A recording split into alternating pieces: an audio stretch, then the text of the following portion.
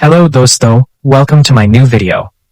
जैसा कि आपको पता है कि एसएससी जेईई में न्यूमेरिकल का वेटेज बढ़ गया है और 60 प्लस न्यूमेरिकल टाइप क्वेश्चन आ रहे हैं, इसलिए मैं एक शुरुआत करने जा रहा हूं। आपको न्यूमेरिकल्स में कोई प्रॉब्लम नहीं आने दूंगा। तो चलिए शुरू करते हैं। हमारा पहला नंबर क्वेश्चन है, एक थर्मोडायनामिक प्रोसेस में एक सिस्टम 500 जूल की हीट एब्जॉर्ब करता है और अपने सराउंडिंग्स पर 200 जूल का वर्क परफॉर्म करता है। फर्स्ट लॉ ऑफ थर्मोडायनामिक्स के अनुसार सिस्टम की इंटरनल एनर्जी डेल्टा यू में क्या चेंज होगा? तो दोस्तों, आपको पहले ये सोचना है कि हमें दिया क्या गया है। ओ पहले आप लिख लेंगे। तो हमें दिया है डेल्टा क्यू, जिसका वैल्यू है 500 जूल। अब आपको ये सोचना है ये पॉजिटिव होगा या नेगेटिव होगा। तो इसे जानने के लिए हमें एक सिस्टम बनाना होगा। अगर इस पर बाहर से कोई वर्क दिया जा रहा है तो इसे हम नेगेटिव लेंगे, लेकिन अगर ये सिस्टम वर्क दे रहा है सराउंडिंग पर तो इसे पॉजिटिव लेंगे। ठीक इसी तरह हीट इसका ऑपोजिट है। अगर सिस्टम हीट को एब्जॉर्ब कर रहा है तो इसे हम पॉजिटिव कंसिडर करेंगे, और हीट बाहर निकल रही है सिस्टम से तो इसे नेगेटिव कंसिडर करेंगे। इसके बाद हमें वर्क दिया गया है जो कि 200 जूल है, इसे हम पॉजिटिव लेंगे क्योंकि सिस्टम सराउंडिंग पे वर्क कर रहा है। अब अगले स्टेप में फॉर्मूला लिखेंगे जो फर्स्ट लॉ ऑफ थर्मोडायनामिक्स का है। इससे हम चेंज इन इंटरनल एनर्जी का फॉर्मूला निकलेंगे और वैल्यू को पुट कर देंगे। हमारा फाइनल आंसर निकल जाएगा। दोस्तों, हम सेकेंड नंबर क्वेश्चन पे चलते हैं। हमारा सेकेंड नंबर क्वेश्चन है कि एक हीट इंजन है जो 1000 केल्विन के सोर्स टेम्परेचर और 400 केल्विन के सिंक टेम्परेचर के बीच ऑपरेट करता है। इस इंजन की मैक्सिमम पॉसिबल एफिशिएंसी क्या होगी? तो सबसे पहले आपको यह देखना होगा कि क्या क्या क्वेश्चन में आपको गिवन है। टेम्परेचर दिया है सोर्स का 1000 केल्विन और सिंक का टेम्परेचर 400 केल्विन, और हमें एफिशिएंसी फाइंड करना है। तो एफिशिएंसी का फॉर्मूला होता है 1 - T lower upon T higher. आप इसे फॉर्मूला पे पुट करेंगे और आपको आंसर मिल जाएगा। आपको हमेशा याद रखना है कि दिया क्या है और पूछा क्या है। जो पूछा है उसका फॉर्मूला मुझे याद है। यदि हाँ तो क्वेश्चन सॉल्व हो जाएगा। चलिए दोस्तों, हम अगले क्वेश्चन पे चलते हैं। हमारा अगला नंबर क्वेश्चन है, एक आइडियल गैस के आइसोथर्मल एक्सपेंशन के दौरान सिस्टम द्वारा किया गया वर्क डन 800 जूल पाया गया। इस प्रोसेस के दौरान ट्रांसफर होने वाली हीट Q की वैल्यू फाइंड करें। सबसे पहले आपको देखना है कि क्या क्या गिवन डेटा दिया गया है। वर्क डन दिया गया है 800 जूल और हीट ट्रांसफर हमसे पूछ रहा है, और एक जरूरी बात क्वेश्चन में बोला गया है आइसोथर्मल प्रोसेस है जो कांस्टेंट टेम्परेचर पे होता है, इसलिए du यानी कि इंटरनल एनर्जी 0 हो जाएगा। अब हम फर्स्ट लॉ ऑफ थर्मोडायनामिक्स से फॉर्मूला यूज करेंगे और वैल्यू पुट करेंगे तो आपका आंसर जो है 800 जूल आ जाएगा। चलिए दोस्तों, हम अगले नंबर क्वेश्चन पे चलते हैं। एक गैस 1 मीटर क्यूब से 3 मीटर क्यूब तक एक्सपैंड होती है against a constant pressure of 200 kilo pascal. इस प्रोसेस में किया गया वर्क डन कैलकुलेट कीजिए। तो आपको क्वेश्चन देख के समझना है कि क्या डेटा गिवन दिया गया है।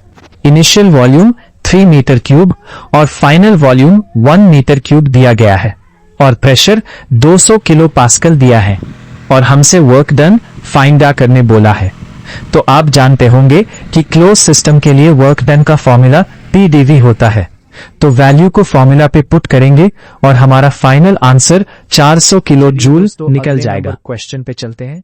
अगर 2 kg पानी को 20 डिग्री सेल्सियस से 30 डिग्री सेल्सियस तक हीट किया जाए तो कितनी हीट अब्सॉर्ब होगी? वाटर की स्पेसिफिक हीट दी गई है C = 4186 J kg केल्विन। तो पहले आपको क्वेश्चन देख के समझ जाना है कि क्या क्या दिया है। मास दिया है 2 kg और इनिशियल टेम्परेचर 20 डिग्री सेल्सियस और फाइनल टेम्परेचर 30 डिग्री सेल्सियस। अब हमें फाइंड करना है कितना हीट अब्सॉर्ब हुआ। तो अगर आपको फॉर्मूला याद है तो आसानी से बन जाएगा। तो चलिए फॉर्मूला यूज करते हैं और वैल्यू को पुट करते हैं। हमारा Q का मान 837। दोस्तों, अगले नंबर क्वेश्चन पे चलते हैं। एक gas 2 metre cube volume occupy करती है 100 किलो पास्कल प्रेशर पर। अगर इस गैस को आइसोथर्मल प्रोसेस में कंप्रेस करके उसका वॉल्यूम 1 मीटर क्यूब कर दिया जाए तो उसका फाइनल प्रेशर क्या होगा? तो आपको क्वेश्चन पढ़ के समझ जाना चाहिए कि क्या क्या डेटा गिवन है। इनिशियल वॉल्यूम दिया है 2 मीटर क्यूब और प्रेशर दिया है 100 kilo pascal and final volume है 1 मीटर क्यूब और हमें निकालना फाइनल प्रेशर। चलिए निकालते हैं। क्वेश्चन में लिखा है आइसोथर्मल प्रोसेस। ये पढ़ के आपको समझ जाना है कि यहां बॉयंस लॉ लगेगा जो होता है P1V1 इक्वल टू P2V2 और इस फॉर्मूला पे वैल्यू को पुट करेंगे तो आपका आंसर निकल जाएगा। अगले नंबर क्वेश्चन पे चलते हैं। रिवर्सिबल प्रोसेस के दौरान एक सिस्टम 500 केल्विन कांस्टेंट टेम्परेचर पर 2000 जूल हीट रिसीव करता है, तो सिस्टम की एंट्रोपी में कितना चेंज आएगा? तो आपको क्वेश्चन पढ़ के समझ जाना चाहिए कि क्या क्या डेटा गिवन है। हीट Q दिया है 2000 जूल और कांस्टेंट टेम्परेचर T दिया है 500 केल्विन। हमें निकालना है change in entropy delta S। चलिए निकलते हैं। एंट्रोपी का फॉर्मूला होता है entropy equals Q divided by T और इस फॉर्मूला पे वैल्यू को पुट करेंगे। Entropy delta S equals 2000 by 500। 2 0 से 2 0 कट गया और 5 से 20 4 बार में कटेगा। Entropy delta S equals 4 joule kelvin, तो आपका सही आंसर ऑप्शन ए। चलिए अगला नंबर क्वेश्चन पे चलते हैं। एक गैस के लिए specific heat at constant pressure Cp 1.005 kg पर kg केल्विन है और specific heat at constant volume Cv 0.718 kg पर kg केल्विन है। तो एडियाबैटिक इंडेक्स की वैल्यू कैलकुलेट करें कि क्या क्या डेटा गिवन है। Cp की वैल्यू 1.005 दी है और Cv की वैल्यू 0.718 दी हुई है। हमें निकालना है एडियाबैटिक इंडेक्स गामा, जिसे गामा भी कहते हैं। इसका फॉर्मूला होता है gamma equal Cp plus Cv और इस फॉर्मूले पे वैल्यू को पुट करेंगे।